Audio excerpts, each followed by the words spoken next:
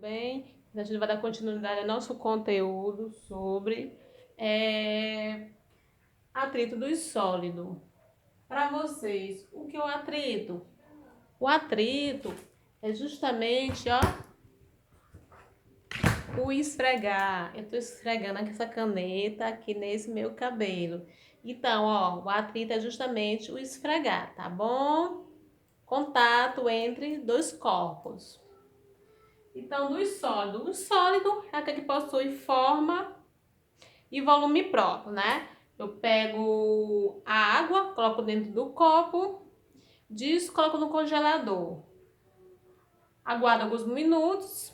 Ao retirar esse copo do congelador, tá lá o formato próprio do copo. Então, os sólidos têm volume e forma própria. O que diz a lei do atrito?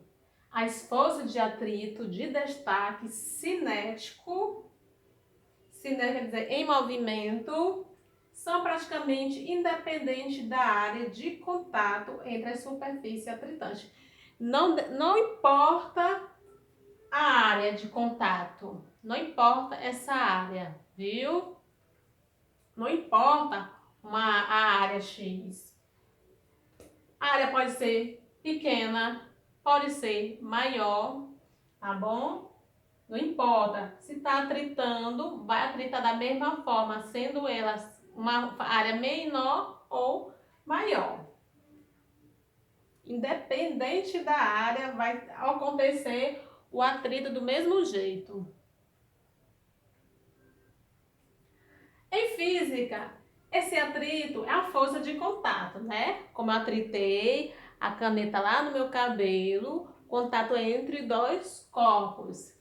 Que atua sempre com dois corpos, entram em choque. E a tendência ao movimento, né? Porque não é à toa que é cinético. Cinético, tendência ao movimento. É gerada pela aspericidade, quer dizer, rugosidade.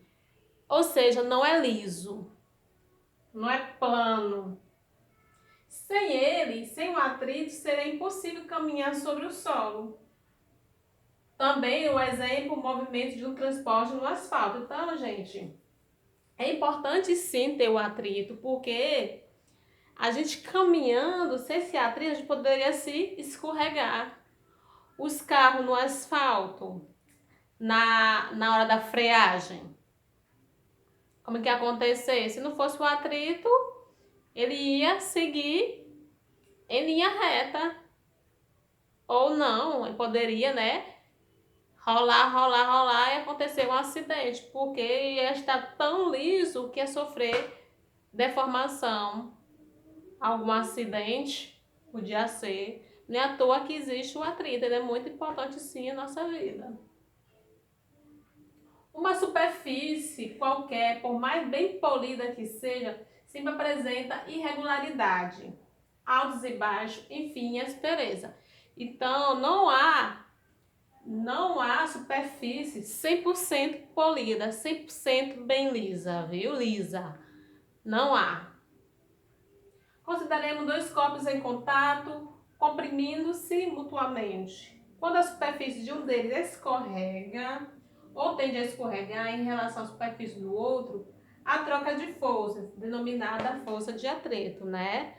Porque se eu estou empurrando uma mesa, essa mesa, por mais que tenha massa, né, isso, e que a superfície seja rugosa, mesmo assim vai escorregar. Ela vai escorregar. Por quê? Porque eu tô colocando uma força X, não é isso? Se eu tô caminhando, esse atrito, ó, tô caminhando aqui, tende, meus pés tá indo para trás, né? Mas com a força X, meu corpo tá indo para frente. Então, é uma força que se opõe ao movimento dos corpos. Ela pode ser estática, ou seja, parada, se o corpo estiver em repouso, ou dinâmica, em movimento. Tá bem aqui. Estou caminhando, ó, a força de atrito tem de ir para trás. E a minha força do corpo tem de ir para frente. Então, duas forças ao contrário, duas forças diferentes. Há dois tipos de força de atrito, ele cinético e estático, né? Cinético ou dinâmico, que vai do movimento. É a força que surge em oposição ao movimento de objetos que estão se movendo. E estático atua sobre o objeto em repouso e dificulta ou impossibilita que ele inicie o movimento. O modo da força de atrito estático ou cinético depende de dois fatores, né? O modo depende de dois fatores. Primeiro fator do modo da força normal, que é essa força de apoio, ela é paralela à força peso, viu? A superfície em contato, né? Tá bem aqui essa superfície. Tem a força normal e a força peso e até a superfície, que vai acontecer o atrito desse bloco. E também depende dos materiais que constituem a superfície e que define esse material que constitui a superfície é chamada coeficiente de atrito. Ele fica entre a normal e a força peso. Quais são os fatores que determinam as forças de atrito? Podem definir a expressão utilizada para calcular. Então, a força de atrito é igual ao coeficiente de atrito, eta, representado pela letra eta, vezes a normal. Tá aqui a figura, né? A moça caminhando. O simples ato de caminhar só é possível por causa da força de atrito, ó. Força de atrito, tá aqui, tá atritando lá os pés com o solo, né? Tende a ir para trás e a força do corpo dela tende a ir para frente.